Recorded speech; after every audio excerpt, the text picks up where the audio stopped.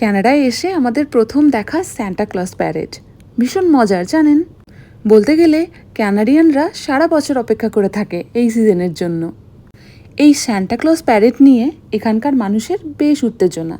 ক্যানাডাতে এই Santa Claus প্যারেডের হাত ধরে ক্রিসমাসের সূচনা করা হয়। ক্যানাডাতে প্রায় ছোট বড় সমস্ত শহরেই এই প্যারেড অনুষ্ঠিত হয়। তাই আমাদের শহর মিসিসাগাতেও এটি অনুষ্ঠিত হয়েছিল গত শনিবার মানে 22 তারিখে।